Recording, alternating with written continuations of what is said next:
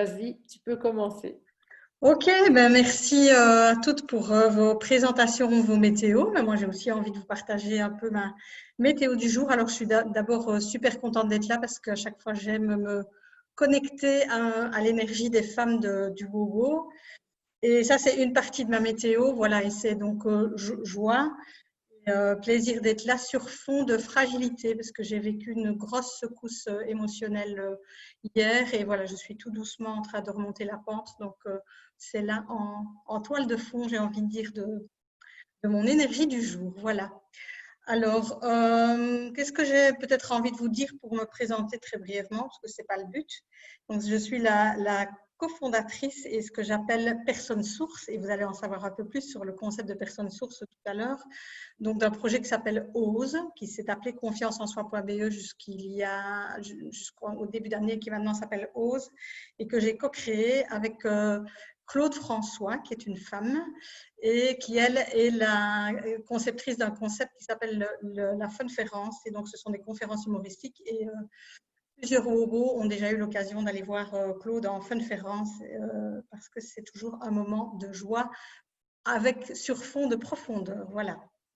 Alors, pourquoi ce thème des ombres? Eh bien, en fait, j'ai commencé à m'intéresser à ce phénomène à travers une rencontre avec un monsieur que les Wowo connaissent bien aussi, qui s'appelle Christian Junot, qui est déjà intervenu sur le thème de la relation à l'argent. Et donc, tous les deux, nous sommes formés d'abord à la communication non violente et puis à un concept donc, avec un monsieur qui s'appelle Peter Koenig, dont je vais vous parler tout à l'heure. Et donc, moi, ce principe de personne source, il m'a passionnée à tel point que nous avons décidé avec Christian de coécrire un livre que j'ai ici et dont je vous parlerai encore un peu plus tout à l'heure, qui fera partie d'une offre que je vous présenterai en fin d'atelier et qui s'appelle donc Enfin libre d'être soi-même, donc que nous avons coécrit et où il est question d'ombre et aussi beaucoup d'effets miroirs. Parce que généralement, j'aborde le thème des ombres sous l'angle de l'effet miroir, mais pas que. Et aujourd'hui, on va l'aborder sous un autre angle, sous l'angle de la création de projets et des partenariats. Alors, j'ai déjà envie de vous poser une question et je vous invite à répondre à travers le chat. Donc, pour celles qui ne seraient pas très familiarisées avec Zoom, c'est dans la barre d'outils. Dans la barre d'outils en bas, vous avez une petite bulle avec le mot converser. Et donc là, vous pouvez répondre aux questions par chat ou éventuellement poser des questions que vous auriez tout au long du workshop. Et moi, j'y répondrai. Enfin, je prendrai un temps pour les questions-réponses à la fin de mon exposé. Ce sera plus facile pour moi pour la gestion. Et donc, la première question que j'ai envie de vous poser, et je vais vous mettre un petit slide. Donc, de temps en temps, j'aurai des slides, donc je vais partager mon écran. Voilà, ça marche, super, très bien. Et donc, je voudrais vous demander quels sont les freins qui vous empêchent aujourd'hui de développer vos projets. Alors, pour qu'on s'entende sur le mot frein, pour moi, un frein, c'est quelque chose qui vous empêche d'aller vers une situation désirée. Donc, aujourd'hui, ce serait quoi votre principal frein ou les freins qui font qui vous empêchent de développer vos projets ou de les développer, en tout cas, à la mesure de ce que vous souhaiteriez. Donc, je vous invite à répondre via le chat. Et est-ce que moi, en partageant l'écran, je vois… Toi, tu sais éventuellement me dire, Virginie, quelles sont les réponses que tu vois. Comme ça, moi, je ne sors pas de mon partage. Donc, manque de confiance en moi, syndrome de l'imposteur. Confiance en moi. Ok. D'autres choses? Encore. Bien. Donc, il y a un thème pour cette soirée. Me sentir plus légitime.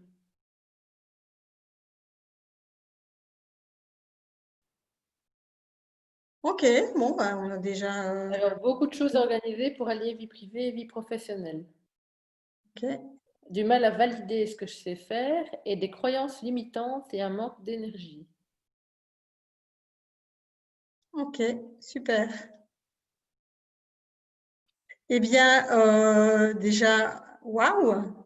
Parce que souvent, quand on pose cette question à des personnes, à des entrepreneurs, eh bien, les freins qu'ils nomment pour expliquer ce qui les empêche d'aller vraiment vers leur projet, ce sont souvent des freins liés au contexte extérieur. Donc, c'est je n'ai pas les moyens financiers, ou je n'ai pas le temps, ou je ne suis pas entourée des bonnes personnes, ou je ne sais pas comment me faire connaître, me rendre plus visible, etc. Or, ce qu'on constate, c'est que la plupart du temps, les freins qui m'empêchent de mener mes projets, eh bien, ce sont des freins qui sont intérieurs, qui sont propres à moi. Et donc, vous avez des freins intérieurs. Donc, vous avez déjà cette conscience qu'il s'agit davantage de vous et de ce que vous dégagez. Et donc, effectivement, chacun d'entre nous, en fait, a, en fonction de son bagage de vie, de ses histoires de vie, de son éducation, même parfois aussi de sa généalogie, etc., nous avons tout ce bagage-là à modifier quelque part, de manière inconsciente la plupart du temps, la perception que nous avons du monde extérieur et a donc aussi un impact sur nos projets. Si je prends un exemple très concret, imaginez que vous soyez né dans une famille où on est des entrepreneurs dans l'âme et où l'esprit d'entreprise, ça fait vraiment partie de la culture de votre famille et vous avez, vous, des parents entrepreneurs. Eh bien, il se peut, si vous êtes né dans ce contexte-là, que vous ayez des croyances du coup positives par rapport à la fonction d'entrepreneur, par rapport au statut d'indépendant, par rapport à la réussite, par rapport au succès, si vos parents ont eu des affaires fructueuses, et que donc ça ait un impact sur vous le jour où vous devenez entrepreneur, dont vous allez vous positionner et peut-être avoir cette confiance dans votre capacité à entreprendre un projet.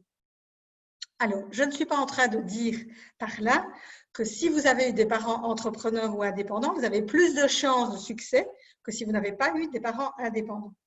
Parce que ce qui impacte sur notre manière d'être, ce n'est pas ce que nous avons vécu, mais c'est la manière dont nous l'avons vécu.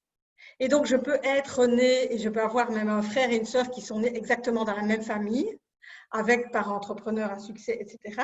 Un, du coup, qui a envie d'entreprendre, qui a envie de prendre des risques, qui a envie de devenir indépendant, et un autre qui a vécu la même situation, mais peut-être avec un autre point de vue, une autre perception, et qui peut-être a souffert d'un parent absent, par exemple, parce qu'il n'avait pas la disponibilité pour être en présence de son enfant. Et qui, au contraire, lui, va vouloir dire, moi, j'ai surtout pas envie de me lancer dans cette aventure de devenir indépendant, parce que je ne veux surtout pas reproduire ce que mes parents ont vécu. Et donc, ça veut dire que tout ça, tout ce que nous avons vécu, la manière dont nous l'avons intégré, ça va impacter notre lien et notre manière de fonctionner dans notre propre projet. Et l'idée, c'est d'aller libérer un maximum toutes ces freins, ces croyances limitantes pour pouvoir être dans son axe et complètement aligné par rapport à son projet. Alors, pourquoi est-ce que la manière, est-ce que nous sommes à l'intérieur de nous, notre vécu, notre histoire, nos croyances, ont un tel impact sur nos projets professionnels alors qu'on pourrait croire que ce sont deux choses distinctes? Ça, nous l'expliquons par un phénomène qui s'appelle le principe, le concept de personne source. Ce concept de personne source, il a été développé par un monsieur qui s'appelle Peter Koenig, qui est un Anglais, un monsieur qui a maintenant une 70aine d'années, qui continue de diffuser les principes de personne source et le travail sur la relation à l'argent. Donc, c'est lui qui a formé Christian Junod notamment. Et Peter Koenig, qu'est-ce qu'il a mis en lumière? Parce que finalement, il a mis en lumière une évidence. Il a mis en lumière le fait que tout projet, quel qu'il soit, qu'il s'agisse d'un projet privé ou d'un projet professionnel, naît de l'énergie d'une personne que l'on appelle la personne source. Et j'insiste sur une seule personne. Donc, si vous êtes dans un projet, qu'il soit professionnel ou autre, à 2, à 3, à 5, à 6, il y a forcément une seule personne qui est la source de ce projet. Et tout projet naît d'une personne source. Donc, si vous avez formé un couple, si vous avez un projet de construction, un projet immobilier, quel qu'il soit, ou même un projet de vous réunir entre amis, chaque projet naît à travers, si vous voulez, une personne que l'on appelle la personne source.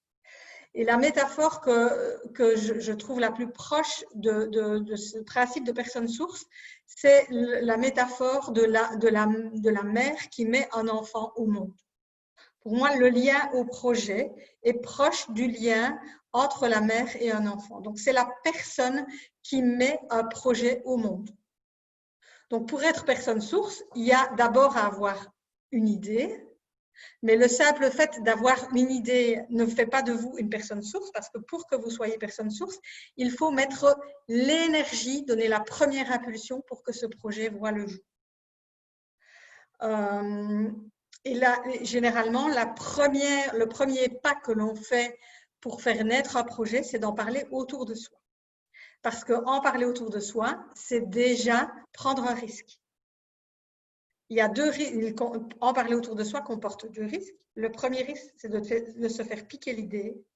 Et le deuxième risque, c'est qu'on vous prenne pour un fou, si vous avez des projets un peu farfelus ou osés ou ambitieux. Alors, ce principe, il peut finalement vous paraître évident. Vous vous dites, oui, merci, si je suis venue ce soir pour entendre ça, c'est bien gentil, Evelyne, mais je le savais un petit peu déjà, que si c'est moi, excusez-moi mon accent liégeois, je suis liégeoise. Je ne m'en excuse pas, mais je me justifie. Donc, Evelyne, c'est bien beau, mais si c'était pour me dire que le projet dont je suis à l'initiative, c'est un peu moi, c'est un peu comme mon bébé, je le savais. Et en même temps, pour moi, le génie et l'apport de Peter Koenig, c'est d'abord qu'il a mis des mots sur quelque chose que, quand on l'explique à n'importe qui, ça paraît être le bon sens et une évidence même. Et pourtant, dans bien des cas, ce principe de personne source et surtout ces différentes composantes, qu'on va voir notamment en partie ce soir, ne sont pas respectées. Et donc, le génie de Peter Koenig, c'est de l'avoir mis en mots, ça c'est la première chose, et puis d'en avoir énoncé les principes fondamentaux pour que ça marche, et les pièges, et aussi faire le lien entre ce concept de personne source et nos pardons. Alors, pour moi, ça n'est pas appliqué dans bien des cas parce que, notamment dans le monde de l'entreprise, il arrive très souvent qu'une personne soit à la source, à l'initiative d'un projet, d'une idée, et puis à un moment donné, on change d'organisation, on change les départements, on dit bah, ton projet, on va le refiler à quelqu'un d'autre. Et donc, du coup, c'est comme si le projet perd le lien avec la personne qui en détient la maternité ou la paternité. Et en fait, ce rôle spécifique de la personne source, c'est que cette personne, naturellement, elle sait ce qui est bon pour son projet. C'est un peu comme, de nouveau, une mère, à un moment donné, qui va aller trouver un médecin parce qu'elle sent que son enfant ne va pas bien. Et le médecin, alors que lui est l'expert, celui qui détient le savoir, va dire à la mère, je vous assure, votre enfant va bien, etc. Et il y a une petite voix, il y a quelque chose à l'intérieur de la mère qui dit, non, moi je sens que mon enfant est en difficulté ou a quelque chose. Eh bien, c'est cette connexion-là que nous avons avec les projets dont nous sommes source, quand nous sommes connectés à notre source. Et vous allez voir que toute la difficulté, c'est d'être connecté avec cette petite voix, avec cette sagesse intérieure, et de rester connecté avec ça le plus possible. Virginie, tu n'hésites pas si à certains moments, toi, tu estimes qu'il y a peut-être une question, quelque chose à clarifier ou un exemple à donner, à m'interpeller, à être le porte-parole de… Voilà, merci. Oh, t'inquiète. Ok, super. Alors, je vais peut-être un peu arrêter le partage. Est-ce que le prochain slide vient tout de suite? Je ne sais plus.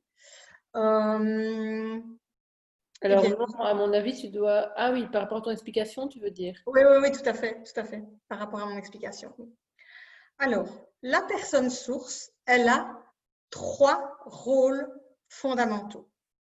Ça, c'est déjà ce que Peter Koenig a mis en lumière. C'est la personne source, en fait, elle a vraiment 3 missions principales et c'est son job principal. Evelyne, on ne voit pas ton slide 4, on a toujours celui avec… Oui, j'arrive. Ah, ok. Alors, les 3 rôles de la personne source. Son premier rôle, c'est le rôle d'entrepreneur. Entrepreneur, ça veut dire quoi? Ça veut dire c'est la personne qui reçoit des intuitions sur ce qui est bon pour son projet. Et c'est aussi la personne qui prend des risques. Nous savons toutes que si, à un moment donné, nous ne prenons pas des risques, que quelque part, le succès ou la croissance de nos projets est à la hauteur de notre prise de risque. Et quand je parle de prendre des risques, il peut s'agir de prendre un risque financier, un risque d'investissement, un risque d'association ou un risque de modifier sa stratégie ou de choisir un nom, tout ça, ce sont des prises de risque. Donc, une des missions premières, c'est prendre des risques. Le deuxième rôle clé de la personne source, c'est d'être un guide. La personne source donc, a à constamment clarifier son projet et clarifier quel va être le prochain pas qui va être au service du développement de ma source, du projet dont je suis source. Et puis, ça va être de le communiquer aux personnes qui sont parties prenantes dans le projet. Ces personnes, ça peut être des partenaires, ça peut être des collègues, ça peut être des clients, etc., des fournisseurs. Et donc, le rôle de la personne source, c'est de clarifier, définir le prochain pas et le communiquer à l'extérieur. Alors, je vais vous dire quelque chose qui risque de vous enlever de la pression par rapport à ce rôle de guide. Il faut savoir que, d'après Peter Koenig, la personne source, 80% du temps, elle doute et 20% du temps, elle sait ce qui est bon pour son projet. Donc, si vous doutez par rapport à vos projets, si vous vous posez des tas de questions et si à certains moments vous êtes perdu, vous ne savez plus, vous êtes dans la confusion, ça fait partie de ce que vous risquez de vivre souvent en tant que source. Le tout est qui est quand même 20% du temps, vous savez. Si vous êtes constamment en train de vous poser des questions, en train de ne pas savoir, etc., il se pourrait que ce soit un processus de sabotage interne, simplement pour ne pas y aller, peut-être pour pas notamment prendre votre rôle d'entrepreneur, mais nous allons parcourir juste après, dans le slide suivant, les pièges qui sont liés à ces rôles, et ces pièges sont bien sûr liés à nos parents. Alors, le troisième rôle de la personne source, c'est de veiller, c'est le rôle de gardien, ce qu'on appelle le rôle de gardien. Et donc là, c'est vraiment de faire en sorte que le cadre du projet soit respecté. Donc, et que les valeurs qui ont porté le projet et la naissance de ce projet soient respectées à tout moment. Donc, c'est vraiment définir, ok, ça rentre dans ce qu'on appelle mon champ de source, ça rentre dans ce que j'avais prévu au départ, ou, ah ben tiens, je n'avais pas prévu ça au départ, mais j'ai envie d'élargir ma source pour que ça rentre dedans, ou non, ça c'est hors jeu, ou c'est un autre projet, ou c'est une autre source, mais ce n'est pas ce que moi j'avais défini dans ma source. Ok? Alors, ce que nous allons voir maintenant, ce sont les pièges liés à ces trois rôles. Alors, je ne les ai pas cités tous, il y en a plein, mais j'ai cité en tout cas les principaux et vous allez probablement retrouver certains des phrases que vous avez cités tout à l'heure. Parce qu'en fait, ce qui se passe, et ça j'ai oublié de le dire tout à l'heure quand je parlais du principe de personne source et que la personne source, donc c'est un peu comme la mère avec son enfant, ce qui se passe, c'est que le porteur d'un projet, la personne source, c'est un humain. Et donc, c'est une personne qui a un ego. Donc, l'ego se trouve toutes les croyances, les peurs, etc., la perception de la vie, etc. Et donc, c'est comme si ce qu'elle porte à l'intérieur d'elle-même, inévitablement, elle va le projeter sur son projet. Comme une mère porte ses ombres, ses croyances limitantes et autres sur son enfant. Si, je ne sais pas moi, si par exemple, vous êtes une maman qui n'a pas qui n'a pas de diplôme universitaire et qui a un complexe par rapport à ça, eh bien, il se pourrait que vous projetiez cette peur-là sur vos enfants et que du coup, vous leur mettiez la pression pour qu'à tout prix, ils fassent des études universitaires. C'est un exemple. Et donc, c'est pareil quelque part avec nos projets, et c'est inconscient la plupart du temps. C'est pour ça que ça s'appelle des ombres. Eh bien, nous projetons ça sur nos projets également. Donc, ça veut dire du coup que c'est pour ça que 20% du temps, nous savons. C'est quand nous sommes vraiment connectés à notre être, à notre intuition et à l'âme du projet que nous portons en nous. Et les 80% du temps, quand nous doutons ou quand le projet stagne, etc., c'est parce que c'est notre ego qui entre en ligne de compte et nos pardons. Alors, c'est quoi les principaux pièges de ces trois rôles de la personne source? Le premier, par rapport au rôle d'entrepreneur, donc le rôle d'entrepreneur, comme je l'ai dit tout à l'heure, ça demande d'oser prendre des risques.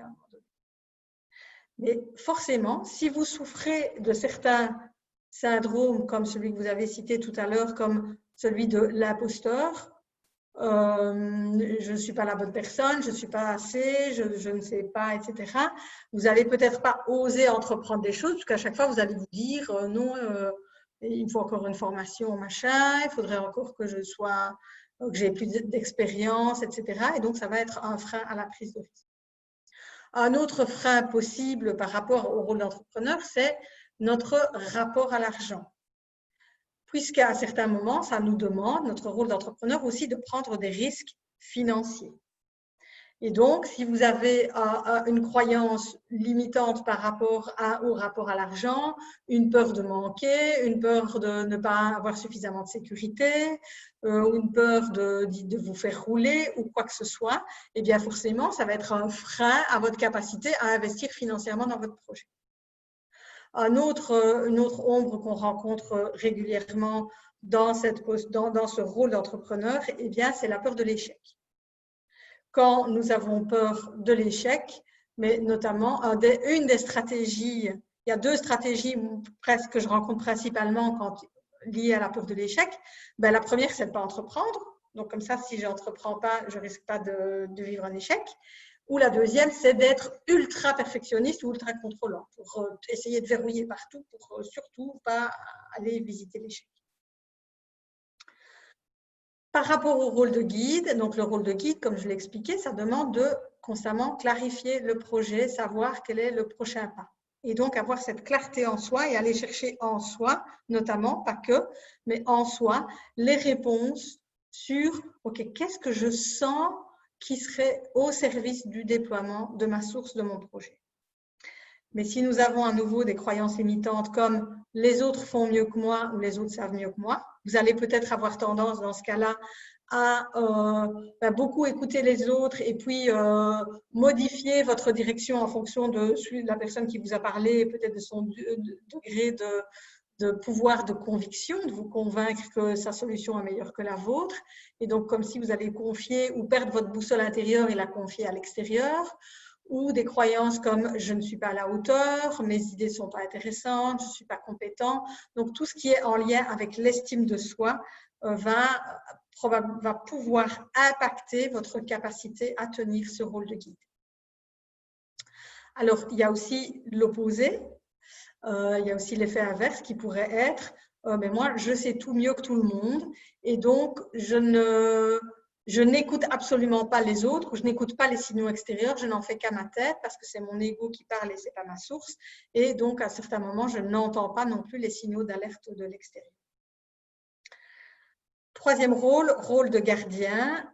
Donc, le rôle de gardien, c'est un rôle qui demande à aller contacter l'énergie de notre capacité à prendre sa place, notre capacité à fixer nos limites et à nous affirmer.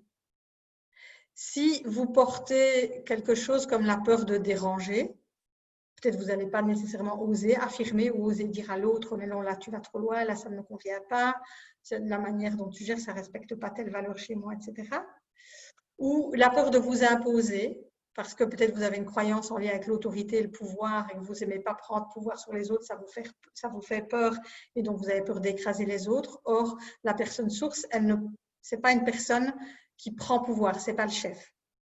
Ce n'est pas la personne qui décide, ce n'est pas la personne qui dit à tout le monde ce qu'il doit faire, c'est la personne qui sait. Et si vous avez aussi d'autres types de croyances comme la peur de manipuler ou la peur au contraire de vous soumettre, de perdre votre liberté, etc., vous allez peut-être être dans ce que j'appelle l'autre côté du balancier et dans une forme de rigidité où vous allez vouloir imposer les choses aux autres. Et dans ce cas-là, c'est pas votre ego, c'est votre soi. Si vous avez des questions qui vous viennent au fur et à mesure, surtout notez-les, inscrivez-les dans le chat et j'y répondrai tout à l'heure, parce que peut-être je vais vite ou voilà, je zappe des choses qui vous parlent.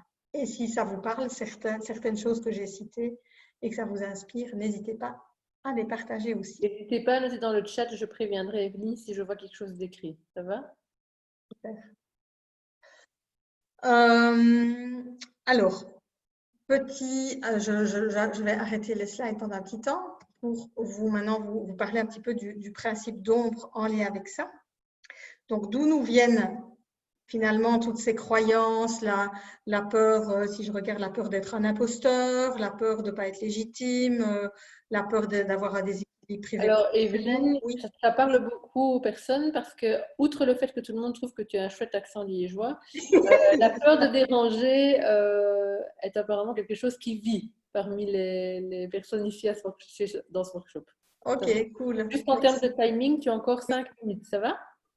Je pense que ça peut aller, sinon tu me recadres. Et, Ça va. La gestion du temps n'est pas mon point fort. Et peur de déranger, ben, pourquoi pas du coup par la suite, puisque l'idée c'est de faire une petite démo ou de faire quelque chose même avec tout le groupe. Si tout le groupe résonne à la peur de déranger, on peut faire même un petit exercice collectif par rapport à ça. Donc, d'où viennent ces croyances limitantes, ces peurs, ces freins, etc. Eh bien, elles viennent précisément de nos parts d'ombre. Alors, comment ça fonctionne ce principe d'ombre? La métaphore que nous utilisons dans le livre avec Christian, et donc que j'utilise volontiers, c'est la métaphore de la boule à facettes. Imaginons, enfin pas imaginons, nous partons du principe que nous, les êtres humains, nous sommes comme des boules à facettes. Nous portons en nous toutes les parts de l'humanité. Mais il y a des parts de nous que nous ne voulons, nous n'acceptons pas d'être parce qu'on nous a dit que c'était mal d'être ça. Notre éducation, notre culture familiale, etc., nous ont jugé ces parts comme étant mauvaises. Et donc, nous les avons rejetées, nous les avons refoulées. Et ce sont du coup devenus des parts d'ombre. Donc, c'est comme si sur ma boule à facettes, c'était des parts qui étaient devenues noircies. Donc, une ombre, ce n'est pas une part mauvaise, une part maléfique, une part, je ne sais pas, tout ce que vous imaginez sur ce que c'est une ombre. C'est simplement une part de moi que j'ai refoulée, que j'ai rejetée et que j'ai donc occultée. Exemple concret, à nouveau, et je l'ai déjà cité, si l'échec dans ma famille ou même dans ma culture est quelque chose qu'on m'a dit, échouer, c'est pas bien, enfin, c'est décevant, etc. Eh bien, je vais noircir ma facette de l'échec. Toutes les parts de moi que je refoule, que je rejette, je vais toujours, c'est le principe de l'ombre, donc ce que je rejette, ce que je refoule, je vais toujours l'attirer à moi dans ma vie, mais de manière inconsciente et inappropriée. Ça va aussi être des espaces de tension, des espaces de stress inconscient, des espaces de peur et des espaces de non-liberté d'être soi. Et donc de non-liberté d'être l'entrepreneur ou l'entrepreneuse que je souhaite être, libre. Donc, si par exemple, je rejette l'échec, parce que dans ma famille, on a dit qu'il faut réussir, c'est important la réussite, et quand vous aviez un échec à l'école, c'était le drame, c'était pas bien vu, etc. Ça a créé une ombre en vous. Donc, je refuse l'échec, peur de l'échec, je rejette. Eh bien, je vais tellement pas vouloir vivre un échec que, par exemple, je ne vais pas entreprendre, je vais m'empêcher d'entreprendre, et donc je vais attirer à moi l'échec que je ne veux pas être parce que je suis un échec en tant qu'entrepreneur. Vous suivez? Donc, toutes les parts de moi que je rejette, toutes les parts de moi que je refoule, je vais de toute façon les attirer à moi dans ma vie, mais de manière inappropriée et inconsciente. Ça, c'est la mécanique de l'ombre. Et donc, ces parts d'ombre tous ces endroits de vous que vous rejetez, que vous n'acceptez pas, ils vont avoir un impact sur votre alignement en tant qu'entrepreneuse aussi.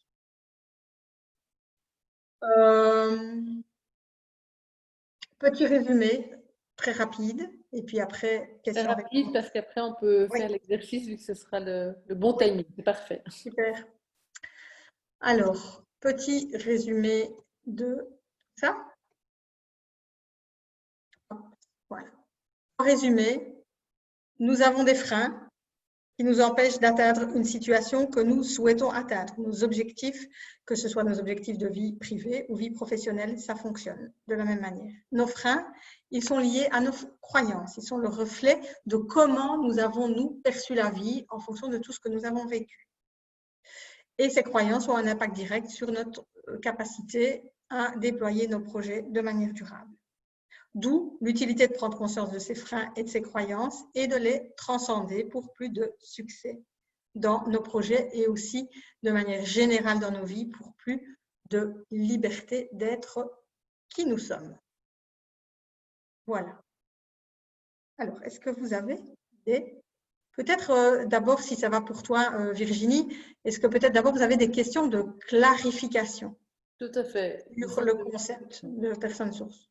Alors, il y a Laurence qui demande s'il peut avoir les slides. Oui, je pourrais les envoyer demain. Donc, demain, je vous enverrai. Il faudrait que j'ai les adresses mail de tout le monde. Mais ça, je ne sais pas, Virginie, toi, si tu sais me les Oui, on envoyer. les a, nous. Donc, pas de souci. Et donc, demain, je vous enverrai l'offre que je vous présenterai tout à l'heure et je vous enverrai en même temps les slides. Je vais essayer de faire un nœud dans mon mouchoir et si jamais j'oublie, vous me le réclamez et je vous les renvoie à toutes avec grand plaisir. Je vais mettre un rappel chez moi, donc je te rappellerai. Ça va? Ok, merci. Donc, je lis un peu vos commentaires. Donc, vous sentir légitime. Ah oui, ça, c'était par rapport à... c'est chouette l'accent liégeois, d'accord. Peur de déranger. Ok. Vous avez des questions de clarification donc, sur ce principe de personne source et les enjeux qui sont liés ou est-ce que c'était limpide?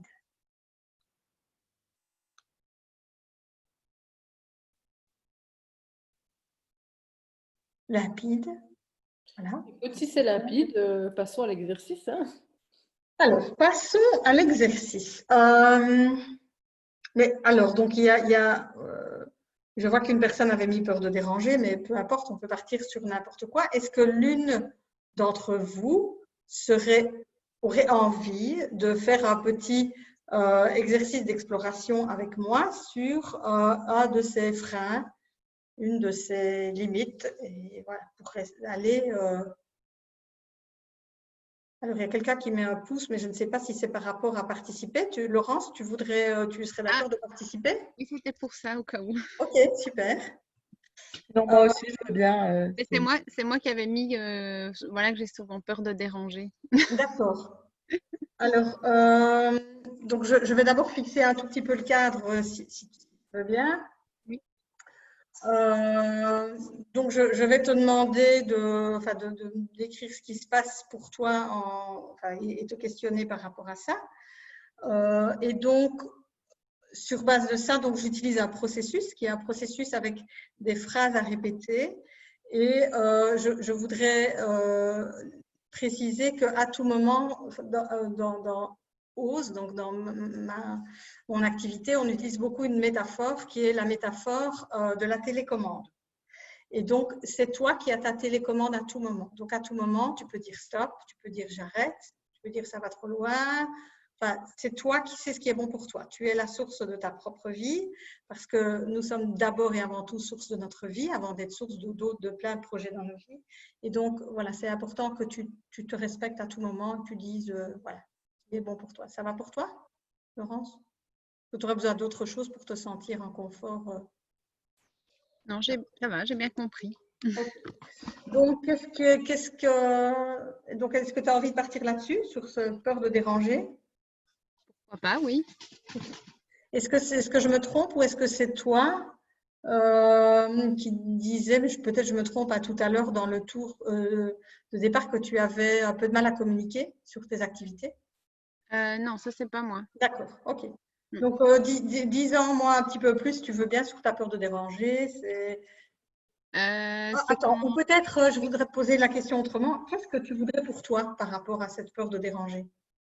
Qu'est-ce que je voudrais pour moi? Oui. Mais ne pas déranger. Enfin, ne pas sentir que je vais déranger la personne. Donc, moi, c'est important pour moi que…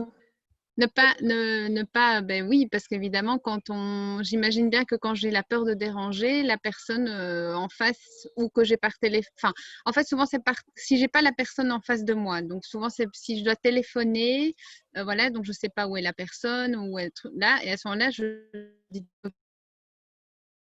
fils, voilà, j'espère que je ne dérange pas parce que je ne l'ai pas en face de moi.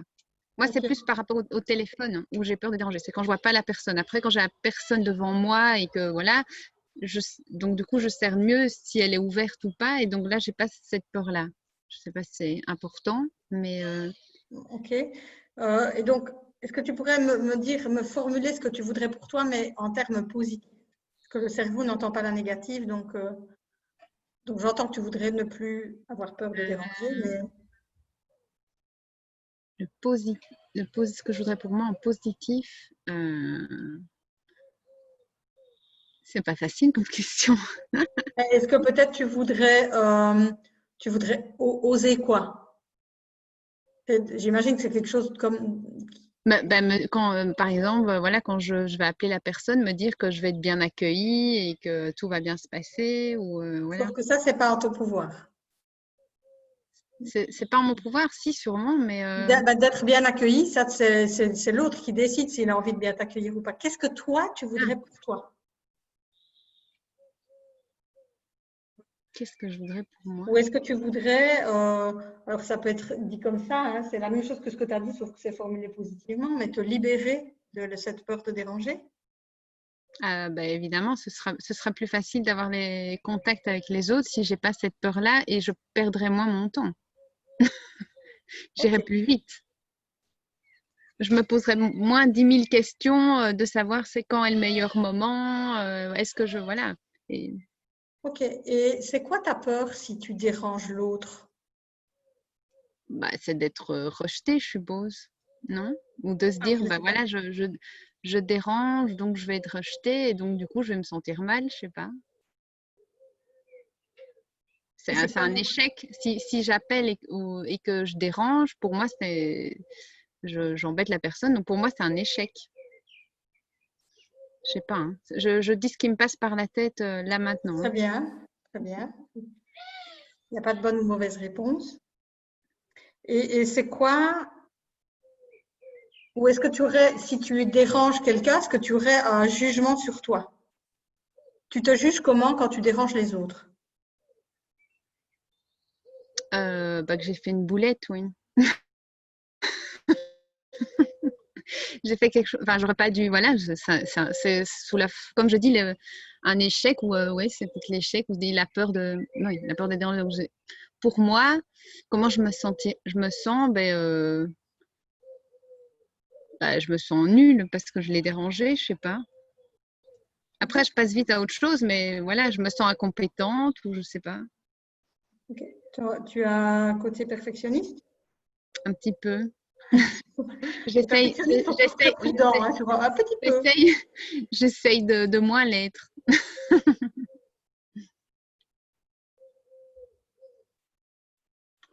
Ok, on fait un petit test. Ça te va? Mhm. Donc, je vais donner une phrase. Et l'idée, c'est que tu te mettes en contact avec ton ressenti physique. Donc, le baromètre pour l'indicateur en fait qui va nous aider à savoir si la phrase est appropriée pour toi ou pas, c'est ton corps. Ta tête, elle va probablement peut-être penser quelque chose de la phrase. On s'en occupera s'il faut, mais le premier baromètre et le plus fidèle baromètre, c'est ton corps. Et éventuellement les émotions, s'il y en a. Mais ce n'est pas la tête. Okay, donc, je vais t'inviter vraiment, peut-être, si c'est possible pour toi, à mettre tes pieds à plat sur le sol pour revenir bien dans ton corps et être en contact avec ton corps et pas trop dans ta tête qui réfléchit et qui est déjà en train de se demander avec quoi elle va venir. De déjà écouter comment ton corps réagit quand moi, je vais te proposer la phrase. Parce que peut-être déjà à ce moment-là, il va, je sais pas, on ne sait jamais à l'avance. Et ce que je propose aux autres participantes, parce que nous avons bien souvent des parts d'ombre qui font écho les unes aux autres, qui résonnent les unes avec les autres, hein, puisqu'il y a des ombres assez collectives, je vais dire. Et donc, si c'est OK pour vous, je vais vous inviter à faire le même exercice, à mettre vos pieds à plat et à répéter la phrase pour vous. En plus, les micros sont coupés, donc vous pouvez le faire à l'aise chez vous, de répéter la phrase et d'écouter non pas ce que votre tête en dit, mais ce que votre corps, comment votre corps réagit à la phrase. Ça va? Tout ça, de nouveau, dans le plus grand respect de vous. Si vous n'avez pas envie, si vous ne le sentez pas, vous ne faites pas. Vous êtes celle qui savez le mieux ce qui est bon pour vous.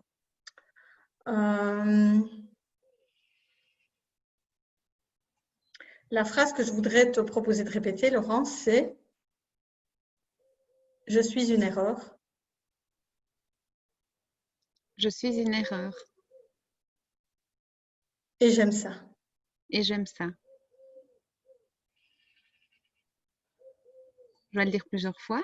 Non, enfin, non, pas tout de suite. Qu'est-ce que ça te fait de dire cette phrase? Je sens un blocage ici. Oui. Et au niveau des pieds et des chevilles, j'ai difficile à maintenir mes pieds au sol. Okay. Ça gigote. Ça gigote. Okay. Et ta tête, elle en pense quoi de cette phrase? Ah ben elle pensait rien. Enfin, j'ai l'impression que je me suis concentrée sur la phrase et mon corps. Tu veux que je te la répète peut-être? Oui. Donc la phrase c'est « Je suis une erreur » et j'aime ça. Peut-être si quelqu'un peut la noter dans le chat, d'ailleurs, parce que ce sera bien pour Laurence de reprendre la phrase avec elle, parce que je pense que c'est une bonne phrase pour elle. Mais... Je suis une erreur et j'aime ça. C'est horrible. Donc, je confirme, c'est une bonne phrase pour toi. Plus ça fait burk, en fait, plus ça crée de la tension à l'intérieur, mais plus c'est le signe que c'est une part de moi que je rejette, que je refoule, que je n'aime pas. Donc, quelque chose sur ma petite boule à facettes que j'ai gommée, que j'ai rejetée, c'est « Ah non, surtout, l'erreur, surtout pas ». Et les perfectionnistes, le mot « erreur », généralement, c'est une de leurs allergies, c'est les poils qui se dressent. Je ne veux surtout pas être ça. Si d'autres ont eu des réactions par rapport à ça, n'hésitez pas, ça permettra à Laurence de voir qu'elle n'est pas seule au monde par rapport à ce phénomène. Tu veux la redire une fois? Oui. Est-ce que tu pourrais la redire une fois à partir de ton cœur et pas juste, tu vois, comme si tu répètes un truc comme un automate, mais vraiment pour l'idée de ces phrases, c'est d'aller remettre de l'amour en fait à des endroits qu'on a rejetés, qu'on a refoulés parce qu'on ne les aime pas, puisqu'on croit qu'ils ne nous rendent pas aimables, notamment aux yeux des autres. D'accord? Et donc, est-ce que tu pourrais la dire avec tout ton cœur en honorant en fait la magnifique erreur que tu es, que nous sommes tous, puisque nous sommes tous des boules à facettes et nous avons tous toutes ces facettes en nous. Je suis une erreur et j'aime ça. Je vais devoir la répéter beaucoup à mon avis pour la jeter très loin. Oui, en fait, ce qui se passe à travers ces phrases, le phénomène qui se passe, c'est que quand on a une croyance qui est inscrite au niveau de notre cerveau, au niveau des neurones, c'est comme s'il y a un barrage en fait. La croyance, elle a créé un barrage et donc c'est l'erreur, on n'y va pas, on n'y va plus. Parce que enfant, par exemple, on a vécu d'avoir ce ressenti d'avoir fait une erreur ou d'avoir, que sais-je, déçu ou autre.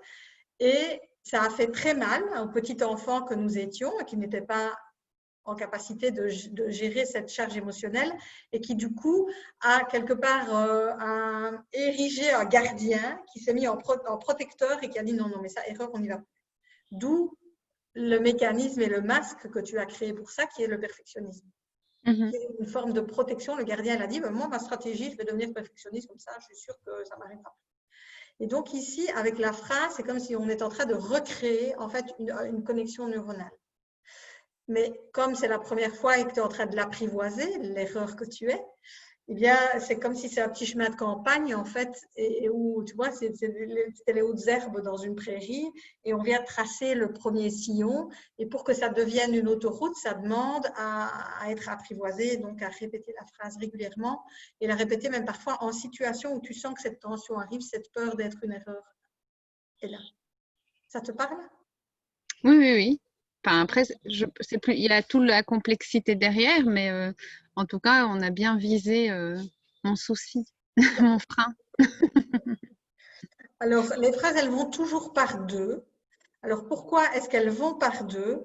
Parce que les facettes de ma boule à facettes, elles sont à double face. C'est comme des pièces de monnaie, en fait. Et les pièces de monnaie, enfin les facettes de ma boule à facettes, elles représentent les deux polarités, en fait. Elles représentent une part de moi et son contraire, sa polarité opposée. Si je reprends l'exemple de l'échec, si je rejette l'échec, comme c'est une pièce à double face, et que moi, la polarité, le mot que je mets ou l'énergie qui est pour moi, dans ma perception opposée à l'échec, c'est la réussite. Si je rejette l'échec, je rejette les deux facettes. Donc, je ne peux pas être une réussite non plus librement et pleinement et sans tension. C'est si je ne veux pas être un échec, je suis obligée d'être une réussite. Donc, c'est aussi un espace où je ne suis pas pleinement libre d'être moi. Et je n'ai pas donc du coup accès librement ni à l'échec ni à la réussite. Et donc, l'idée à travers ces phrases, c'est de se réapproprier les deux parts en fait. Sinon, vous partez sur une jambe. Et l'idée, c'est de pouvoir se réapproprier les deux aspects, les deux polarités, pour pouvoir choisir librement à chaque moment de votre vie, quand est-ce que c'est OK pour moi et utile pour moi d'aller utiliser dans ma boîte à outils de l'humain que je suis ma facette de l'échec, et quand c'est utile pour moi d'aller chercher ma facette de la réussite. Par exemple, moi, je suis un échec en informatique et je kiffe ça. Je vous assure, je kiffe ça, mais d'une manière, parce que du coup, ça me permet, puisque j'assume le fait d'être un échec, d'aller faire appel directement, d'abord à Claude, mais à n'importe qui, sauf à moi, quand il y a un problème informatique. Comme ça, je ne perds pas mon énergie à un truc qui me pompe et de toute façon, je suis face à mon incompétence. Donc, en fait, l'idée, c'est d'aller remettre de l'amour sur les facettes que nous avons rejetées, qui sont des parts de nous qui sont blessées et qu'on n'aime pas, et d'aller leur remettre aussi une forme de neutralité qui font que je peux les récupérer dans ma boîte à outils de l'humain pour les utiliser, parce que chaque facette a sa place et chaque facette possède une énergie particulière qui, à certains moments donnés de ma vie, est utile en fait. Et si je les apprivoise, je n'ai plus peur d'être ça, je n'ai plus peur que l'autre me juge de ça, donc je suis beaucoup plus libre d'être pleinement et librement moi, sans être constamment sous la tension du regard des autres, de l'approbation des autres, ou de mon image de moi, ou du regard que je porte sur moi, etc. Donc, revenons à ta facette. C'est quoi pour toi l'opposé positif d'être une erreur? Mais tu l'as dit, c'était la réussite, C'est non? la réussite, ok. Mais justement, j'ai une question. La réussite, du coup, je ne l'accepte pas, non. Enfin, j'ai du mal aussi à l'accepter. C'est pas que tu ne l'acceptes pas, c'est que tu as vu que tu n'acceptes pas l'échec et que toi, du coup, tu te dis je dois réussir tout le temps, eh bien, là, tu es en tension, tu as peur d'échouer, mais il y a une pression du coup sur je suis obligée de réussir. Donc, tu subis en fait ton obligation de réussir, donc tu n'es pas pleinement libre en fait, tu vois. Parce que si tu subis ton obligation de réussir, c'est ce qui se passe au téléphone en fait. Vu que tu es obligé de réussir à ce que l'autre t'accueille comme tu veux et que te dise oui, oh oui ou non, vous ne me dérangez pas du tout, mais du coup, tu es en stress parce que tu crois que si tu ne réussis pas, ton inconscient te raconte t'es une erreur, ma fille, et tu le vis mal. Donc, du coup, tu ne vas peut-être pas téléphoner en disant comme ça, je ne dérange pas, si je ne veux pas déranger, et tu ne vas pas réussir, du coup, peut-être à obtenir le contrat que tu veux ou autre. Donc, les deux sont dysfonctionnels, si tu veux, dans ces deux-là. C'est pas que tu ne veux pas l'un ou l'autre, parce que ton ego, il croit que tu es quelqu'un de bien seulement quand tu réussis, en fait, tu vois. Et l'idée, c'est d'apprendre à aimer toutes nos parts. Parce qu'elles ont toutes une énergie particulière et une utilité. Et à partir du moment où je suis libre, c'est moi qui choisis en conscience comment je vais les vivre. Et quand j'ai fait la paix avec ça, je retrouve cette capacité, cette liberté. Donc, et toi, tu as l'impression que tu es une réussite quand quoi? C'est quoi ton baromètre ou c'est quoi ton critère ou la condition selon laquelle tu peux dire de toi que tu es une réussite ou te voir comme une réussite? J'allais dire c'est quand quelqu'un non j'allais dire c'est quand quelqu'un me dit bah tu as super bien fait ça, mais après il faut que ça vienne, j'imagine, de moi et pas d'attendre. Alors c'est l'idéal, mais alors je vais te proposer une phrase du coup. Donc de nouveau, tu mets tes pieds à plat, tu sens dans ton corps. Et les autres, si vous avez envie, si la peur de déranger ou la peur d'être une erreur résonne pour vous aussi, vous pouvez faire l'exercice ou juste pour le fun. Et donc la phrase ce serait « Je suis une réussite ».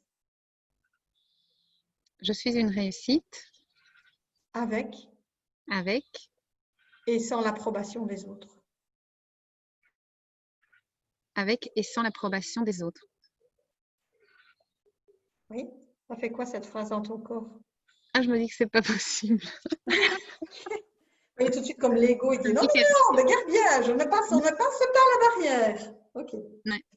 Tu te dis que c'est pas possible. Donc, est-ce que tu peux voir que aussi longtemps que tu as cette croyance que toi, Laurence, tu es une réussite uniquement quand les autres t'approuvent, ce sont du coup les autres qui ont ta télécommande. Mm-hmm. Et si, par exemple, dans une salle, je sais pas moi, tu fais un speech et qu'il y a quelqu'un qui te dit c'est génial et quelqu'un d'autre qui dit c'était nul, c'est qui a raison en fait? Celui qui dit que t'es nul, je suppose. Ah non. S'il y a quelqu'un qui a dit que c'était génial, je vais plutôt prendre celui qui a dit que c'était génial. Maintenant, ça me fera la peine pour celui qui dit que c'est ça. ça me fera un peu de peine. Tu vas prendre celui-là, mais c'est l'autre que tu vas ruminer pendant 5 jours. Sans doute, oui. Et donc, tu peux voir le Je vais me piège. demander pourquoi il a dit que j'étais nulle, quoi. C'est ça. Donc, est-ce que tu peux voir que toi, tu portes en toi cette énergie, cette facette de la réussite? Tu es déjà une réussite parce que tu es en vie, et puis après, en fait, nous sommes qui nous sommes. Et puis après, nous avons des comportements, nous entreprenons des choses, nous posons des actes qui plaisent ou qui ne plaisent pas. Mais ce sont deux choses différentes et dissociées. Qui je suis et ce que je fais. Et nous, dans notre éducation, on a associé les deux. Je vaux mes réussites, ou je vaux mon diplôme, ou je vaux mon statut social, ou je vaux la bagnole que j'ai. Enfin, on a projeté notre valeur, en fait, sur toute une série de choses qui sont extérieures à nous. Ce qui nous rend du coup extrêmement fragiles par rapport à notre valeur, puisqu'elle fluctue en fonction de ce que le monde extérieur nous renvoie. Et donc, l'idée ici, c'est que tu te réappropries la réussite que tu es. Et puis, il y a des fois où on t'approuve ou on ne t'approuve pas, mais que ça ne soit plus, que les deux soient séparés, ne soient plus liés et que du coup, tu ne sois plus impacté ou touché émotionnellement ou fragilisé de la même manière par les autres qui n'approuveraient pas ce que tu fais. OK? Est-ce que tu veux bien répéter cette phrase, mais de nouveau, dans ton cœur et te relier avec tout ton amour pour toi, avec ton cœur sur la réussite que tu es et répéter cette phrase, donc, je suis une réussite. Je suis une réussite. Avec et sans l'approbation des autres. Et sans l'approbation des autres. Comment c'est? Dans mon corps? Oui. Ou dans ma tête? On va commencer par le corps. Le corps, ça reste tout tremblant, un peu tendu, comme avant, oui. Alors, dans la tête, je me dis qu'il y a un travail à faire là-dessus. Ok. Alors, je vais quand même encore aider un peu ton gardien Je deal avec ton gardien, en fait, avec ton ego pour l'aider à assouplir la barrière qu'il a mis. Est-ce que tu pourrais penser à une personne que tu aimes très fort et qui un jour a fait quelque chose que tu n'as pas approuvé?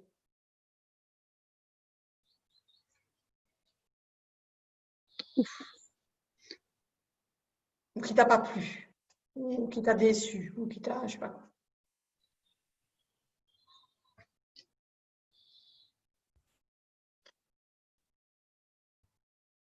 Ça doit être un fait précis? Non, et tu n'es pas obligé de le raconter, d'ailleurs, c'est juste y penser.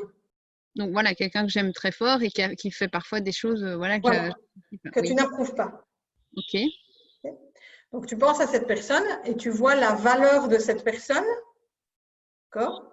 Est-ce que sa valeur, avant qu'elle ne fasse ce qui ne te plaît pas et après change?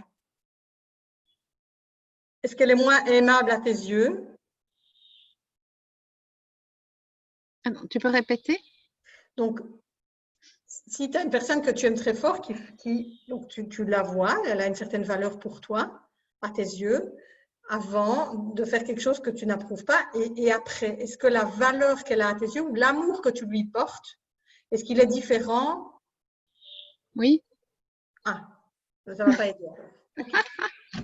Ça va pas aider. Mais après, Il c'est doit y avoir juste un frein en dessous du frein, à mon avis. si elle fait quelque chose et qui me plaît pas, évidemment, après, pendant un certain temps, la valeur ne sera plus aussi importante. Mais tu Mais l'aimes moins? Elle est moins digne d'amour, cette personne. Elle vaut moins. pendant 1 heure, on va dire que je vais l'aimer moins, mais après, ça va revenir. Mais est-ce que c'est de l'amour, en fait? Est-ce que tu vas l'aimer moins ou tu vas simplement être en colère avec Ah, cette ça personne? sera la colère, oui. Je vais prendre un autre exemple. Je vais essayer de l'expliquer. Ça parle de notre valeur, hein, donc on a tous bien quelque part, même si ça ne vous parle pas, c'est peut-être l'erreur ou la réussite, bien une ombre qui en lien avec notre valeur. Ceci est un billet, d'accord? De combien? De 20. De 20. 20 euros. Ok. Et là, il vaut combien? 20 euros. Ok. Et si je le jette par terre, que je l'écrase avec mes pieds, tu vois, avec mes chaussures pleines de boue, il vaut combien? 20 euros. Ok. La valeur de qui tu es, c'est la même chose, en fait. La valeur de qui tu es, c'est quelque chose de intouchable. Qui tu l'es depuis ta naissance et tu le seras pour toute ta vie. Donc, la réussite que tu es, c'est une constante. Et puis, tu poses des actes qui sont approuvés, pas approuvés par toi, par d'autres, qui font que tu es dessus de toi ou d'autres sont dessus de toi. Ça, c'est autre chose. Mais la valeur de qui tu es, elle est intrinsèque. Parce que tu es un être humain sur Terre, une création de la nature, etc. Déjà, pour ça, tu es. Et donc, ici, c'est ça l'idée, c'est de dire que qui tu es est intrinsèque à qui tu es et ne dépend d'aucune circonstance extérieure. C'est bien l'exemple du billet. C'est bien? Alors, je suis une réussite. Je suis une réussite Avec avec et sans l'approbation des autres. et sans l'approbation des autres. On sent bien qu'on dit ça. Hein. Oh, cool! Yes! Je préfère celle-là que l'autre. Une autre phrase, puisqu'elle résonne avec ce que tu as dit, puis après je termine. Je suis une réussite. Je suis une réussite. Donc le billet, hein, je suis une réussite quoi qu'il arrive, même si je dérange. Même si je dérange. Ah, c'est bien ça. Ah, cool! Yes! Yes! Ça met de la détente et donc c'est comme si on est en train de nettoyer la boule à facettes, là, la facette réussite erreur qui était ombre, marquée, eh bien voilà, on vient de la polir et tout doucement. Et donc je t'invite à noter les phrases et à les répéter jusqu'à ce que tu sentes que c'est complètement intégré, léger, limite joyeux, ouais, génial d'être une réussite, même si je dérange, je kiffe. Elles sont dans le chat, hein. Ça va? Donc tout le monde Oui, peut j'ai vu, je vais bien les noter après, oui. Merci. Ça va pour toi, Laurence? Oui, je pense qu'il y a déjà un tout petit pas là, non? Super. Merci. Merci à toi.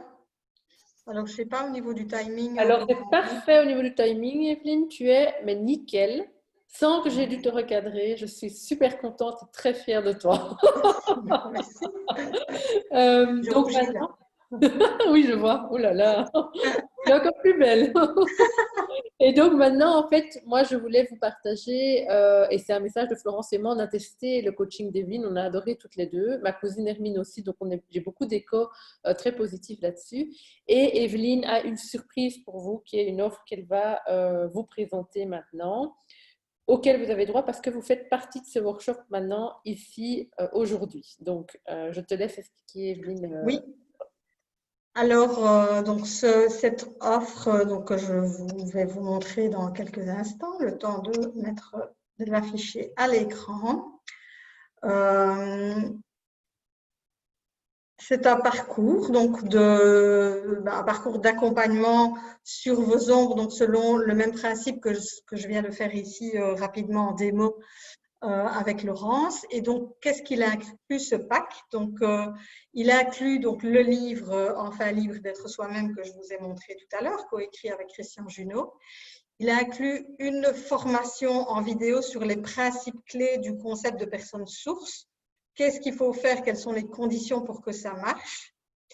Il inclut aussi un questionnaire individuel que vous recevez via web qui va vous aider à identifier votre principale problématique de source du moment, qui va aider aussi, qui va nous guider pour notre séance de coaching individuel, sur quoi on va mettre le focus. Et puis, 1 heure de coaching individuel avec moi pour travailler un objectif précis en lien avec ce principe et en lien avec vos ombres. Et il se termine par un workshop d'intégration en ligne avec les autres personnes qui auront pris le pack avec vous. Donc, c'est un pack d'une valeur de 370 € hors TVA et que nous vous proposons pour 120 € hors TVA, ce qui est tout juste le prix d'une séance de coaching en fait, mais vous avez tout le reste en plus. Voilà, donc c'est vrai qu'il y a déjà, je pense, presque une petite trentaine de wowos qui ont suivi ce parcours. Donc, j'ai eu la chance, je suis moi chez les wowos depuis maintenant une petite année, je pense, et je n'avais jamais eu l'occasion de participer à des workshops en vrai. Donc, j'ai découvert les wowos via ces accompagnements. Et je n'attends qu'une chose maintenant, c'est que nous puissions avoir enfin des séminaires en live pour rencontrer toutes les belles personnes et les belles femmes et les belles sources que j'ai eu le plaisir d'accompagner en vrai, voilà, et de leur faire des câlins, voilà. Donc ça, c'est pour le pack. Alors, le pack, pratiquement, comment ça se passe? Donc, il est valable jusque vendredi minuit. Alors, en fonction de quand je recevrai les emails, si je les reçois rapidement, vous recevez le mail demain matin. Et sinon, on prolongera un tout petit peu la date limite. Et on démarre début juillet. Et le workshop en ligne final donc d'intégration aura lieu le 3 août. Voilà, avec possibilité d'avoir le replay pour celles qui ne participent pas. Mais l'idée, c'est autant que possible de participer au workshop en ligne parce que voilà, ça fait encore bien bouger de faire ça en collectif. Voilà. Merci. Je ne sais pas si vous avez des questions. Merci Evelyne. J'en profite juste par rapport à ta demande en présentiel. Nous avons une Movo Academy le 25 septembre en présentiel. Donc voilà, comme ça vous avez un peu l'info en primeur qui arrivera et normalement elle se fera sur site. Alors je dis bien normalement, c'est sous réserve qu'il n'y ait pas une deuxième vague de Covid qui arrive d'ici là évidemment. Mais donc voilà, ça nous permettra de nous rencontrer en vrai, ce qui est toujours très agréable. Donc est-ce que vous avez des questions? Il nous reste 5 minutes pour les questions avant de passer au je veux, mais donc allez-y. On le fait par écrit les questions ou par oral? Vas-y, tant que tu es en ligne, si tu as des questions. Après, je voulais revoir le pack, mais si on est intéressé par le pack, mais par exemple, il y a des jours où on n'est pas là, ou on part en vacances, ou… Oui, alors je propose plusieurs dates à l'agenda. Donc, j'envoie un agenda style Google où je mets vous mettez toutes vos disponibilités et je fais le planning en fonction de ça. Donc, je tiens compte de vos agendas et je sais qu'on sera en période de vacances et que donc j'ai de la souplesse à avoir moi aussi par rapport à ça.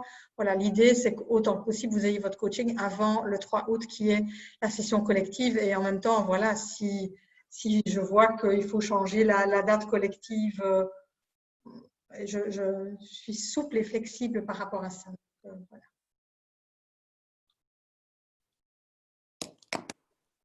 D'autres questions?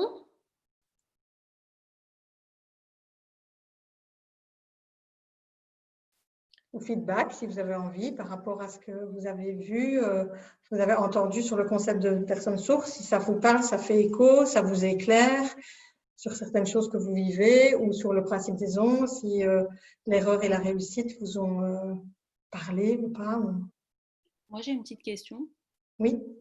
En fait, j'ai l'impression d'avoir déjà fait ce genre de travail en identifiant justement des croyances et en les transformant positivement. Et alors sur le coup, ça avait bougé, mais comment dire, pour le long terme, en fait, je sens que ça reste encore.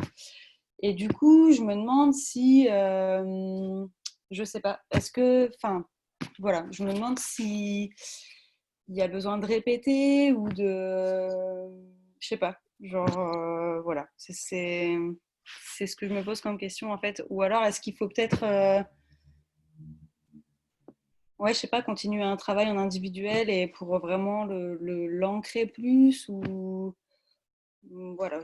Alors, j'ai deux réponses possibles, enfin deux hypothèses par rapport à ça, mais ce n'est pas la vérité universelle. Mais deux hypothèses. La première, c'est que parfois nous avons une compréhension intellectuelle.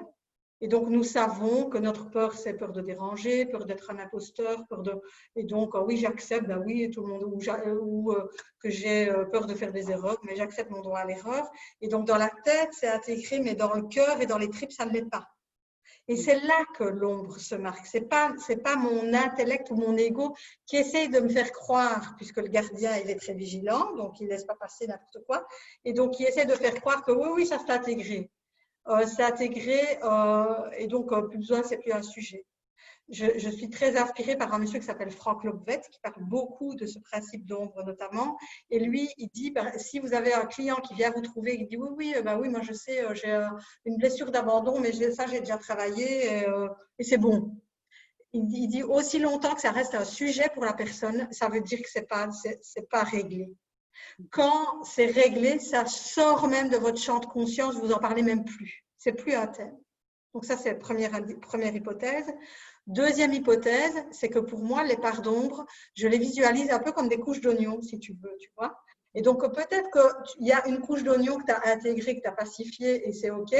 Et que la vie, elle te renvoie des expériences où peut-être ça te donne l'impression que c'est le même truc qui revient, mais en fait, c'est la couche en dessous qui demande à être libérée. Et que c'est celle-là maintenant qui se présente à toi. Voilà, ouais. Ça, c'est les deux éclairages possibles que j'ai par rapport à ça. Non, ça me parle, merci. Et du coup, pour passer de la tête aux tripes. Le processus des phrases, c'est ce qui permet. Ouais, d'accord. Vraiment. Parce que c'est le corps. Et nos blessures, c'est notre corps en a la mémoire. Donc, dès que Laurence m'a dit, OK, ça se tend là, ça s'agite au niveau des pieds, c'était un signe, en fait. Ouais. OK. Ben, merci beaucoup. Ça m'éclaire.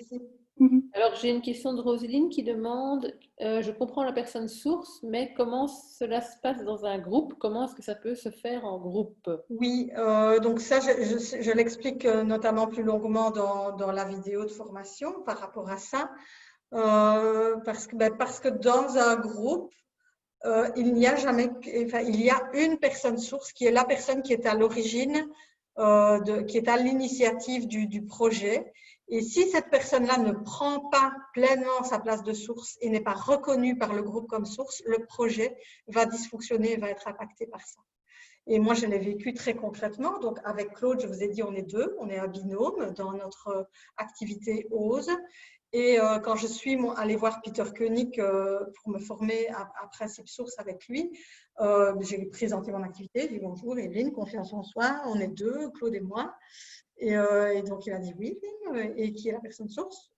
Mais je viens de te le dire, Peter, on est deux filles. Oui, et qui est la source? Et il m'a agacée avec cette question d'ailleurs. Pourquoi? Parce que ça venait toucher une de mes ombres. Et donc, à un moment donné, j'ai reconnu que c'était moi la source, mais c'était difficile pour moi parce que ça venait toucher chez moi une ombre dans ma difficulté à prendre ma place, être un bon guide, un bon gardien, parce que c'est comme si j'avais l'impression que si je m'auto-proclamais source, je prenais l'ascendant sur l'autre. Et moi, j'ai fait de la communication non violente, de la sociocratie, donc tout le monde est sur le même pied, tout le monde décide ensemble et donc je ne prenais pas pleinement ma place de source. Et il m'a dit, mais Evelyne, il te reste la première chose à faire, c'est quand tu rentres chez toi, c'était à Paris la formation, quand tu rentres chez toi, tu parles à Claude et tu prends ta place de source et tu dois te reconnaître comme source et être reconnu par Claude, sinon votre projet, tu ne lui donnes pas toutes ses chances de réussite. Mais parfois, ce n'est pas toujours facile d'identifier la personne source. Il y a des indices par rapport à ça, et par rapport à ça, je vous donne aussi des clés dans la vidéo de formation. Mais c'est essentiel. Quand je suis appelée dans une entreprise, dans une organisation, et on me dit il y a des problèmes, il y a des conflits, il y a quelque chose qui ne va pas, etc., le premier endroit où je vais regarder, c'est aller chercher qui est la source et puis à voir comment la personne source fonctionne, quelles sont éventuellement ses ombres, parce que ces ombres vont rejaillir inévitablement sur tout le projet et sur l'ensemble de ses équipes. Alors, Laurence demande, quand on est toute seule dans le projet, on est d'office la personne source du coup?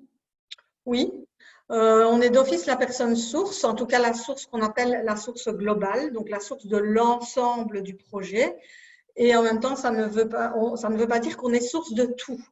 Et dans un même projet, même dans un projet à plusieurs, il peut y avoir plusieurs sources. Il y a peut-être quelqu'un qui est source de la communication, il y a peut-être quelqu'un qui est source plutôt des finances, ou quelqu'un qui est source de, je sais pas, du public relation, enfin, que sais-je. Mais il y a toujours une source qui est la source globale. Donc, si vous êtes seul, forcément, vous êtes la source globale. Et ça ne vous empêche pas, à un certain moment, de déléguer votre source ou une partie de votre source, notamment à votre comptable, par exemple, ou à un partenaire, ou à un expert, je ne sais pas, en marketing digital ou quoi, ou qu'est-ce. Mais c'est vous le gardien de l'ensemble. Ok. Alors, je propose pour celles qui ont d'autres questions de les envoyer par mail après ou de participer au workshop qu'Evelyne propose et à son offre. Je vous invite évidemment à la prendre. Et je propose donc qu'on passe maintenant au je veux. Alors, pour celles qui ne connaissent pas, les je veux, c'est un moment où en fait, je vais vous demander de prendre 2 minutes de réflexion pour réfléchir à quelque chose que vous voulez aujourd'hui demander aux autres. Et l'idée après, c'est de faire des duos. Par exemple, moi, je vais dire, je veux trouver une web designer. Et une d'entre vous connaît quelqu'un qui fait du web design et qui cherche des clients. Alors, on va se mettre en contact derrière, être un duo et pouvoir alors se répondre en termes de je veux. Ça peut être aussi vouloir participer à un je veux. Par exemple, on avait un je veux lors du passage du Bruno Coleman qui était je veux faire partie d'un groupe politique de femmes qui va rencontrer les politiciens pour faire changer les choses au niveau des femmes. On était 4 à s'être inscrites dedans pour aller faire un groupe de parole. Voilà, donc ces je veux-là peuvent être des je veux dans ce sens-là aussi. Et même principe qu'avec le warming, la première qui commence avec son je veux, puis lance la balle à quelqu'un d'autre. Donc, qui veut commencer?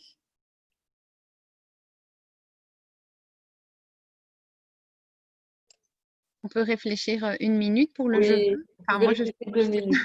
Ça va.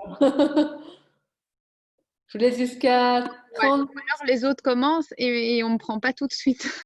Ça va, mais je vous laisse alors 2-3 minutes pour réfléchir. Allez-y. Et pendant ce temps, je vais aller faire chauffer de l'eau.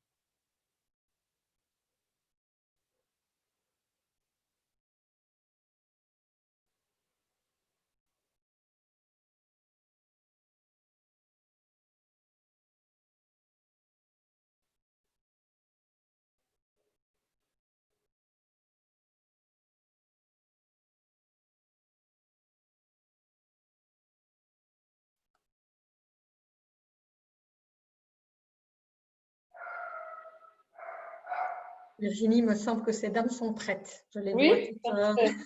au taquet. J'écrivais à Florence pour dire Ah, que ça, d'accord. Pardon. pas de problème. Ok, super. Alors, qui est-ce qui commence?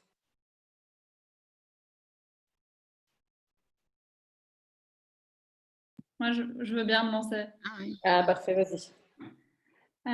Alors moi, je veux des noms de femmes travaillant sur Bruxelles qui pratiquent le yoga. C'est dans le cadre de mon projet entrepreneurial. Je suis en train de faire quelques interviews, notamment de ce profil-là. Donc, si vous en connaissez, qui seraient ouvertes à être interviewées, j'aimerais bien pouvoir avoir leurs coordonnées et les contacter.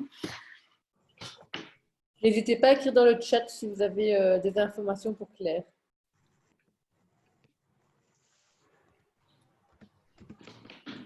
Très bien. Ah, et je dois passer la parole à Camille. Voilà. Ah, il y a Roselyne qui veut faire un duo avec toi, Claire, apparemment. Ah, chouette. Merci, Roselyne. De rien. Moi, j'avoue que j'ai du mal à dire mon je veux, en fait. En ce moment, c'est plutôt à moi de faire le point, justement. Donc, pour, comment dire, faut que j'établisse un nouveau prix, il faut que je formalise un peu mieux mon offre. Mais du coup, j'ai pas, pour l'instant, c'est moi qui ai les rênes, en fait. Donc, j'ai pas de je veux que quelqu'un pourrait m'apporter, je crois.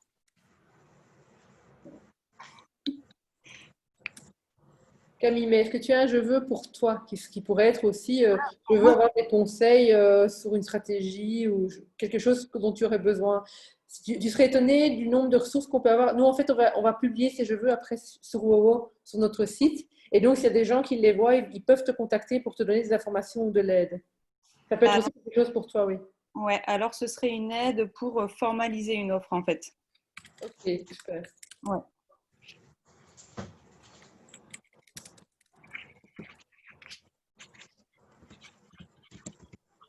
Ok, n'hésitez pas, comme je l'ai dit, si vous avez des idées pour Camille, à le noter. Comme ça, je peux faire les duos.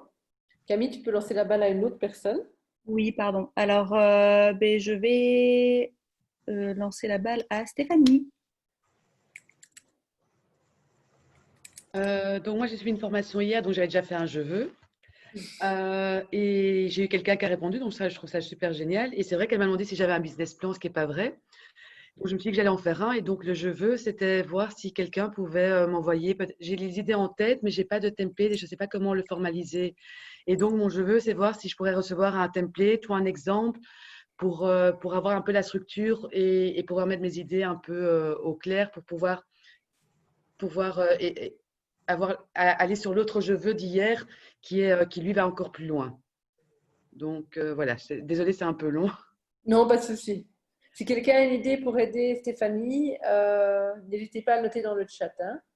Et sinon, Stéphanie, de toute façon, on va le publier. Donc, comme Ah oui, tu je te dis, as... j'ai suivi une formation hier et j'ai déjà eu, il y a Florence qui m'a proposé un duo et j'ai eu une autre Wowo qui m'a répondu. Je trouve ça génial.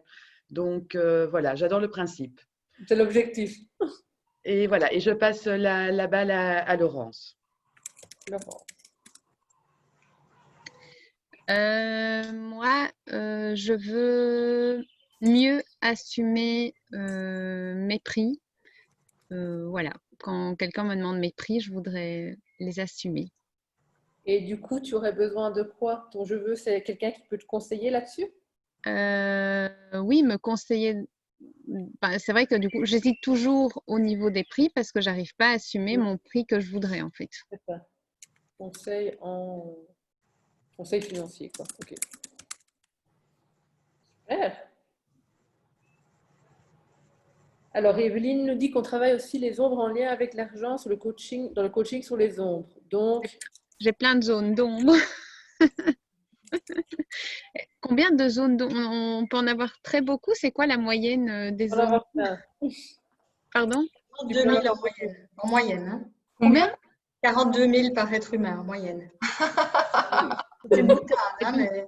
Si on répond à Camille, on n'arrivera jamais à tout nettoyer du coup. Non, il n'y a pas de moyenne, mais il y a matière.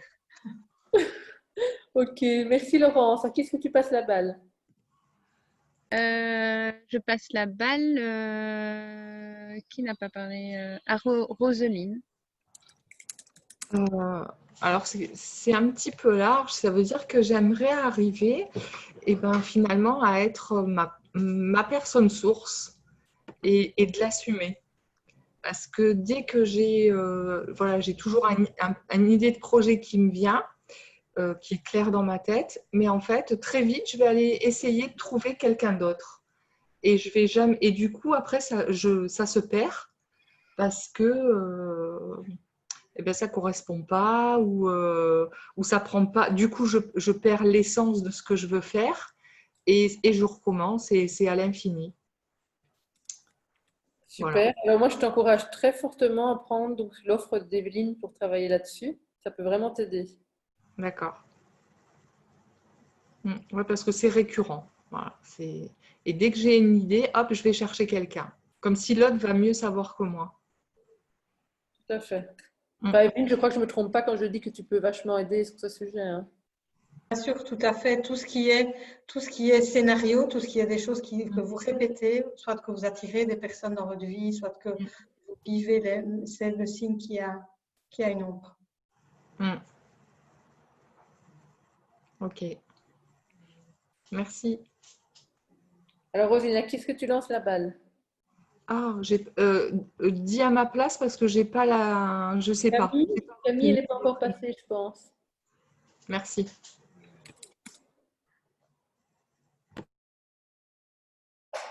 Camille est passée, en fait. Ah, Camille était passée? Mais je crois que je suis la dernière, en fait. Ah Donc oui, je vais pardon. dire Camille, tu es déjà passée, effectivement. Tu étais la première. Caroline, vas-y. Eh bien, moi, je fais du coaching en écriture qui va aussi bien aider à structurer des idées pour un texte, pour un livre, etc., jusqu'à écrire à la place de la personne. Et donc, moi, je veux des personnes qui ont envie de ce service, qui ont envie qui ont envie d'écrire et qui ont envie d'en discuter, parce qu'il y a beaucoup plus de choses qui sortent de deux têtes que d'une seule. Voilà. Très bien. Et alors, si je peux poser une question à Evelyne encore, Oui, vas-y. avant que ma batterie tombe complètement à plat. Le bon rade.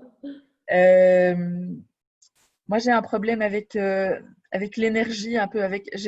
J'ai à la fois très envie de faire mon projet, de lancer ce projet, et souvent, j'ai encore plus envie de regarder une série à la télé, quoi.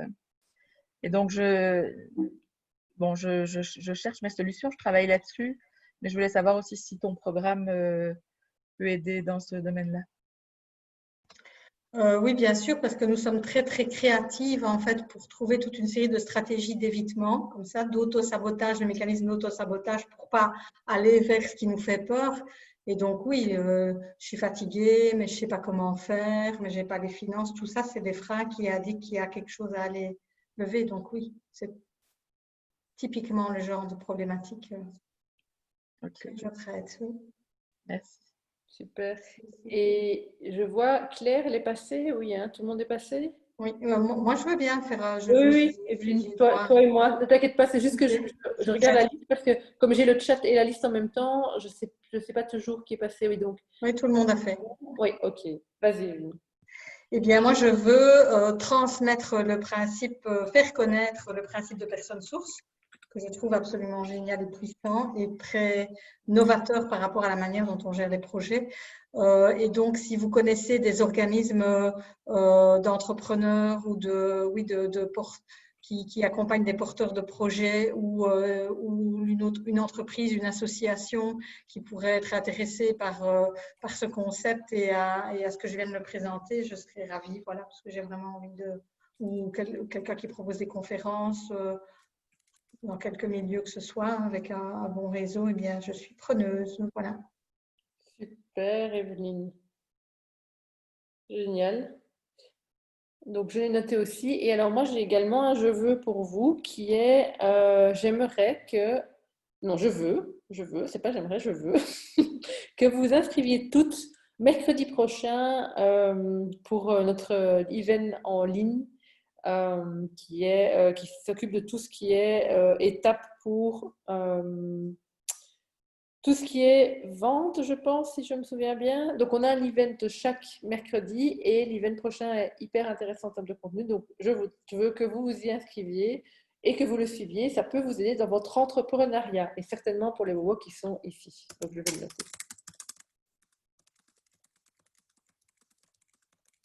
J'ai pas compris le sujet de mercredi prochain. Tu peux redire, s'il te plaît? Alors, j'hésite parce que je me trompe peut-être de celui entre mercredi prochain et celui d'après, mais je vais vous l'envoyer. J'aimerais que vous le suiviez en tout cas, et certainement celui d'après aussi. Mais je vous envoie les 2 sujets par la suite. Ça va? Parce que je suis en train de me dire que je me trompe peut-être de semaine. Mais je vous envoie les 2 semaines. L'idée, c'est que je veux que vous vous inscriviez pour les workshops qui viennent ici. Et ils sont proposés en replay à chaque fois? Oui, tout à C'est que la fait. semaine Ils sont prochaine, proposés chaque fois en replay et vous pouvez les suivre en replay derrière. Quand vous êtes Wowo, attention. Hein. Ouais. Donc, qui est Wowo ici? Je ne sais plus. Donc, toi, oui, je vois. Et puis, oui, ok. Donc, il y en a quand même quelques-unes qui ne sont pas Wowo. Donc, si vous voulez participer aux events en ligne et voir les replays, alors effectivement, il faut adhérer à Wowo, bien sûr. Ça va? Ok. La semaine prochaine, c'est créer ton offre irrésistible. Oui, voilà, c'est les 7 oui. étapes pour l'offre irrésistible. Merci. C'est celle-là. J'hésitais entre celle-là et la gestion du temps, mais c'est bien celle-là. C'est bien pour Camille, ça, par rapport à son je veux, non? Tout à fait. Tout à fait. Oui, Moi, oui, je suis déjà complètement. inscrite. Bah, c'est bon, c'est pour moi ça. C'est pour toi, Camille. C'est pour moi, je viendrai du coup. Hein. Ah, bah, super, tu es la bienvenue. Donc voilà, il y en a un autre sur la gestion du temps qui est très chouette aussi. Et enfin bon, on a beaucoup de workshops en ligne. N'hésitez pas à aller voir sur notre site tout ce qu'on vous offre, hein, évidemment, parce que nous avons également tout en replay. Donc vous pouvez tout revoir. Ça va? Est-ce que vous avez encore des questions ou d'un feedback peut-être pour Evelyne? Ça pourrait être intéressant pour elle. Moi, j'ai une question encore. Comme apparemment tu es plus sur Liège, mais est-ce que voilà, si par exemple on devait se rencontrer ou je sais plus, c'est quoi qu'il y a dans l'accompagnement, comment ça se passe où? Donc, toute l'offre qui vous est proposée ici, ça se fait à distance en fait. Ça se fait via le web, donc le coaching se fait par Zoom. Ok. Et sinon, je suis à Verviers, moi. Donc, Ah oui, c'est ça. Je me souviens que c'était loin, oui. c'est pas hyper central, voilà. C'est pour ça que le web, c'est top pour ça. Ok. Et bienvenue à Verviers quand même, parce qu'on est dans une magnifique maison où on reçoit, qui est un espace partagé, super sur les hauteurs, dans un super quartier de Verviers, mais voilà, c'est un peu loin. On espère un jour accueillir d'ailleurs un event Wowo quand on pourra. Ah, certainement, on pourra se voir avec Voilà. grand plaisir. Ok, super. Alors, je vous invite toutes à vous inscrire à la formation d'Evelyne, évidemment. Vous avez compris que nous en sommes très contentes chez les Wowo. Et dans ce cas, mais je vous souhaite à tous une très bonne soirée. On finit tout à fait dans les temps, à l'heure. Comme ça, vous pouvez réfléchir à ce superbe workshop, dormir dessus et demain être super motivé avec des duos, des jeux, tout ce que vous avez envie d'entreprendre dans vos vies pour votre activité, même pour vous. Donc, bonne soirée à tout le monde et merci beaucoup d'avoir participé à ce workshop. Merci aussi. Merci aussi. Merci, au revoir. Merci à tout le monde. Bye bye. Merci, Evelyne. Au revoir Claire.